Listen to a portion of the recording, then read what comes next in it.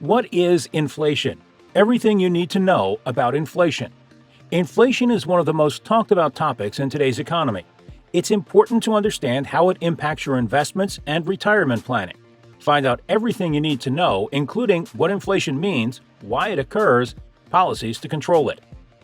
Before starting the video, please subscribe to the channel and click on the notification icon so you will get notified when we upload the next video.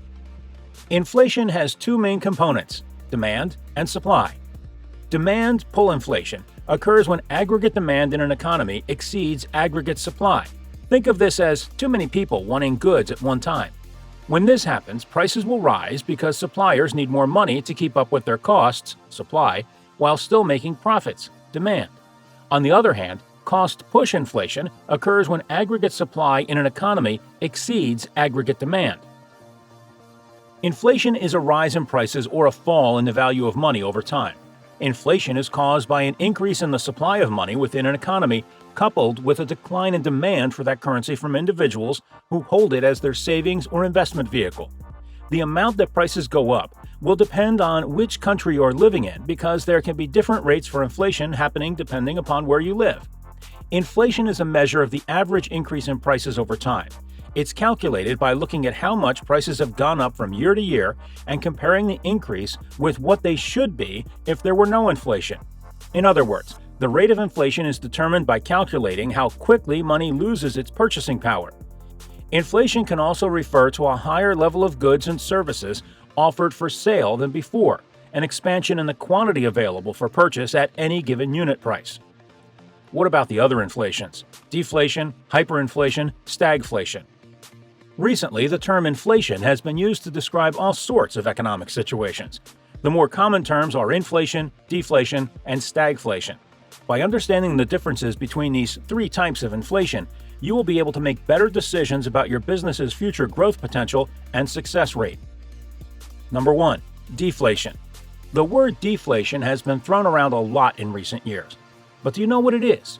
Deflation occurs when the prices of goods and services fall across an economy.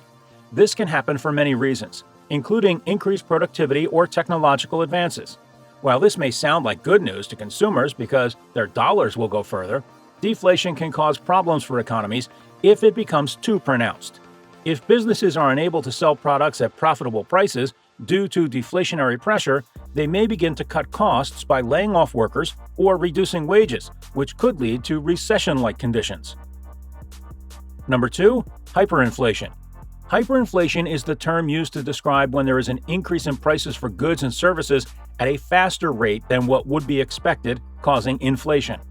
The outcome of hyperinflation is that your money becomes worth less and less every day. This lesson will discuss how you can avoid hyperinflation in your personal life by understanding its causes and effects.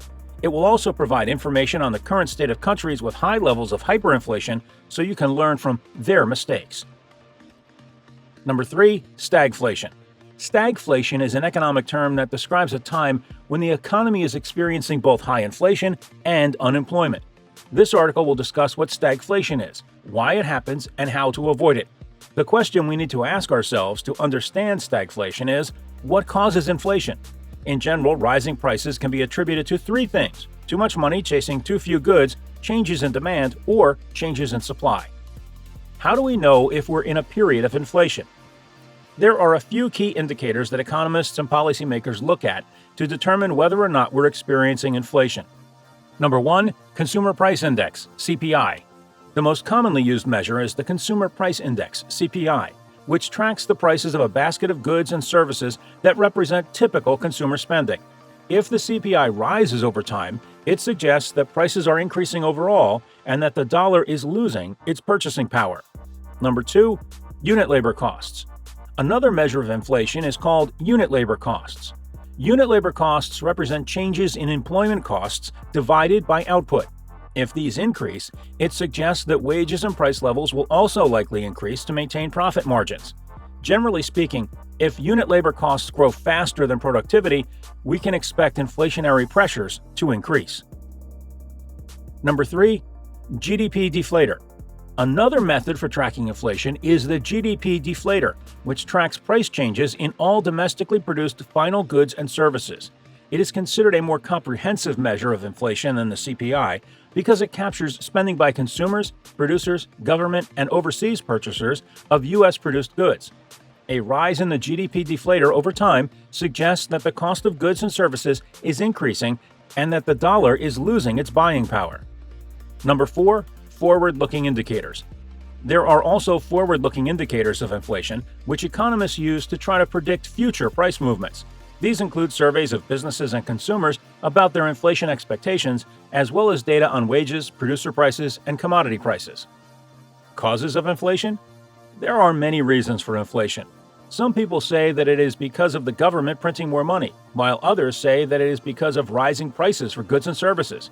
Whatever the reason, it is important to be aware of how inflation can impact your finances. Having understood the inflation meaning, let's take a quick look at the factors that cause inflation. Number 1. Primary causes. In an economy, when the demand for a commodity exceeds its supply, then the excess demand pushes the price up. On the other hand, when the factor prices increase, the cost of production rises too. This leads to an increase in the price level as well. Number 2. Increase in public spending. In any modern economy, government spending is an important element of total spending. It is also an important determinant of aggregate demand. Usually, in less developed economies, the government spending increases invariably create inflationary pressure on the economy. Number 3. Deficit financing of government spending. There are times when the spending of the government increases beyond what taxation can finance. Therefore, to incur the extra expenditure, the government resorts to deficit financing. For example, it prints more money and spends it. This, in turn, adds to inflationary pressure. Number 4. Population growth. As the population grows, it increases the total demand in the market. Further excessive demand causes inflation. Number 5. Genuine shortage. It is possible that at certain times, the factors of production are in short supply. This affects production. Therefore, supply is less than demand, leading to an increase in prices and inflation. Number 6. Exports. In an economy, the total production must fulfill domestic as well as foreign demand. If it fails to meet these demands, then exports create inflation in the domestic economy. Number 7. Trade unions. Trade unions work in favor of the employees. As the prices increase, these unions demand an increase in wages for workers. This invariably increases the cost of production and leads to a further increase in prices. Number 8. Tax reduction. While taxes are known to increase with time, sometimes governments reduce taxes to gain popularity among people. The people are happy because they have more money in their hands. However, if the rate of production does not increase with a corresponding rate, then the excess cash in hand leads to inflation. Number 9. The imposition of indirect taxes. Taxes are the primary source of revenue for a government. Sometimes governments impose indirect taxes like excise duty, VAT, etc. As these indirect taxes increase the total cost for the manufacturers and/or sellers, they increase the price of a product to have a minimal impact on their profits. Policies to control inflation. There are a few ways in which government can work to reduce inflation. One way is to institute price controls, which would keep prices from rising too quickly. Number 1. Fiscal policy. Controlling aggregate demand is important if inflation is to be controlled. If the government believes that AD is too high, it may choose to tighten fiscal policy by reducing its spending on public and merit goods or welfare payments. It can choose to raise direct taxes, leading to a reduction in real disposable income.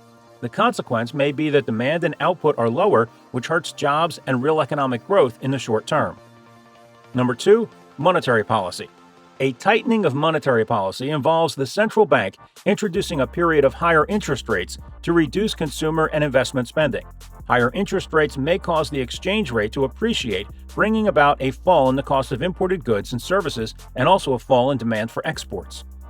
Number 3. Supply-side economic policies. Supply-side policies seek to increase productivity, competition, and innovation, all of which can maintain lower prices. These are ways of controlling inflation in the medium term. Number 1, a reduction in company taxes to encourage greater investment. Number 2, a reduction in taxes which increases risk-taking and incentives to work. A cut in income taxes can be considered both a fiscal and a supply-side policy. Number 3, policies to open markets to more competition to increase supply and lower prices. Rising productivity will cause an outward shift of the aggregate supply. Number 4, direct controls. A government might choose to introduce direct controls on some prices and wages. Public sector pay awards, the annual increase in government sector pay, might be tightly controlled or even frozen. This means a real wage decrease. The prices of some utilities, such as water bills, are subject to regulatory control. If the price capping regime changes, this can have a short-term effect on the rate of inflation. Do let us know in the comments what you think about the inflation. Thanks for watching.